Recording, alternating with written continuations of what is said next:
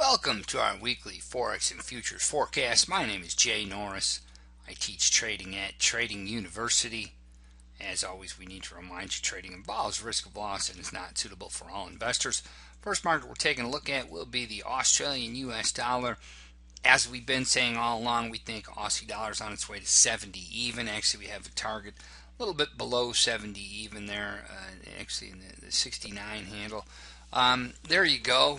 We think that's where it's going. The big story in Australia right now is the Chinese stock market. Headlines around the world telling us that the Chinese stock market is collapsing. When we take a look at that here, however,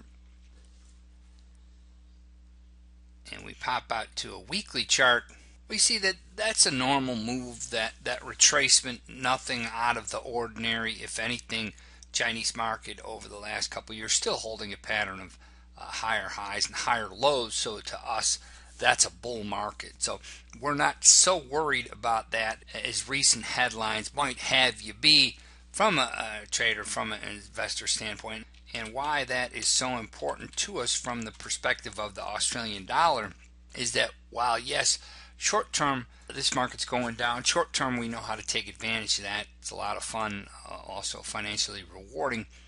But from a longer term perspective, there's going to come a time where we're going to feel that, hey, the Australian dollar's worth a look at the buy side, right? When that pendulum swings the other way, there's a lot of good things going in Australia. Foremost, their proximity to China. So we see the big sell-off, the summer sell-off in the Chinese stock market. It's just that, a summer sell-off. It wouldn't scare us away from our longer term thesis that, hey, we want to start accumulating Aussie dollar on the push into that 70 level right there. To us, that's a level worth watching long term. However, right now, probably over the next couple of months or so, we'll continue to focus at Aussie dollar as it works its way lower. So continue to sell rallies in the Aussie on both a short-term and an intermediate-term basis. However, longer term, you start to get into the fall, you start getting closer to year-end, we'll start to take a look at potentially accumulating Aussie dollar down at those levels. Next market, dollar Swiss. Dollar chief, we said last time out, our intermediate-term target just below 98 even. That's going to be the case. I was looking at the Swiss and the euro itself too, and I was trading them this week, and I'm reminded that we're coming up on the dog days of summer here too, and that's not a bad time to be counter trend trading. It was interesting in the euro. Well, I'll wait till we get to that. But the dollar Swiss intermediate term, we're still looking for the 98 figure overall, and you probably see some back and forth between now and then. Dollar index, I actually had I didn't have the proper line on the chart last week. I had this line. I was saying, yeah, it looks great. It's breaking out. I had drawn my retracement from this high, from the April high, but if you go back and you go to the March high, that's going to give you a little bit higher retracement level there. That all-important two-thirds retracement. To us, our students know how important two-thirds is. So when you draw that second line from this high, not that high, you get rid of that high. Look at that, bam, the market stopped right on it. So dollar index not quite ready to break out there, hit the roof there, so to speak.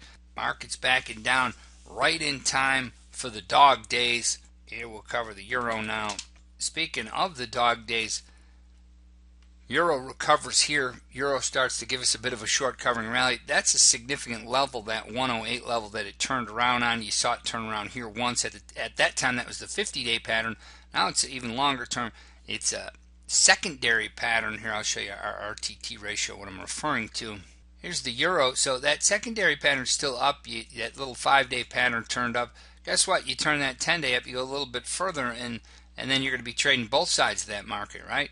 And that's what I was getting at. I was looking at it yesterday, and I really had the option to go counter trend or stick with the method. The method was telling me to take the short. I was in that short. I was in it for 11 hours, and finally I just gave up and got out of the trade with basically a scratch. And then overnight it did go my way. It went down in line with the longer term trend.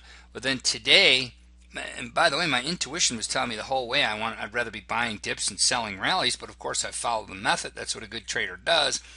And This morning my intuition was right. So the method was right in here, but my intuition was right in here. So my point is you can make money on both sides, particularly going into the dog days. So I think we'll see more of that. That's the euro on an hourly chart. So I think you'll see more of both sides of that. Probably an ideal time when it is slow during the dog days to hone your skills as a counter trend trader, trading both sides of the market. Time to hit the commodities. Gold really just collapsed, fell out of bed here. No surprise, we've been looking for that for a long time. A bit of a capitulation. Generally, after capitulation, meaning after a climactic sell-off like that, that's when a market starts to consolidate. You may even get a little bit more counter trend business there. But boy, isn't it weak? Gold definitely, it didn't find support at 1100. We felt there'd be good support at 1100. 1100 really didn't hold it. You're probing below there. This is a big level. That's a long-term level here. If you pan out to a weekly, I'll give you scale here. This is a big level because it's the 2/3 retracement. You take the '08 low all the way up to the all-time high, and you extrapolate that down, and that's your 2/3 right there. So that's a big level. You continue to close below that on a weekly and then a monthly basis. That's that. You can call an end to this bull market. So that grand pattern, or even that super grand pattern, essentially it's a 6-year pattern now that had been bullish.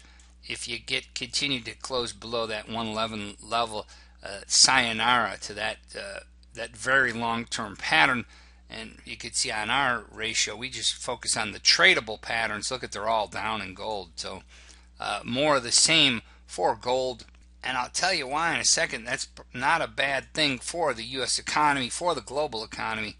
Also, next commodity market we're going to get to is crude oil, and it'll make a little more sense to you now why we like cheering the bear in commodities. There's crude oil.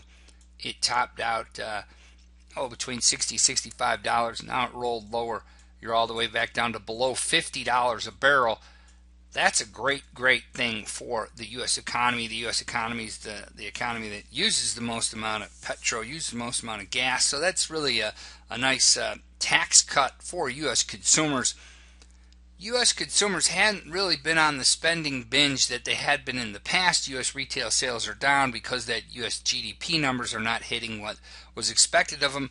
On the other hand, it's not like that money's just getting wasted or getting eaten up by inflation. In fact, U.S. consumers are saving a lot more. The price of their homes are rising again.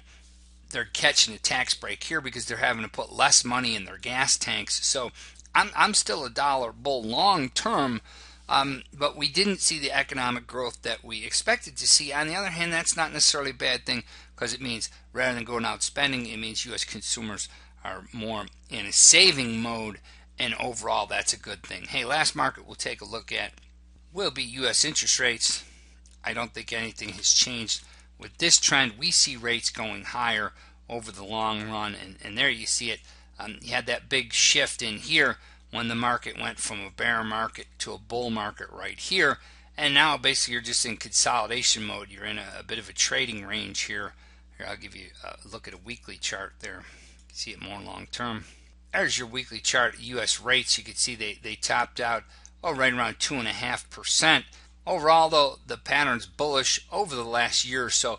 So we think it's only a matter of time before you're going to see the Fed raise rates, and that's why you're seeing that budding uptrend right here over the last year. My name is Jay Norris. I teach trading at Trading University. Thank you so much, and we'll see you next week.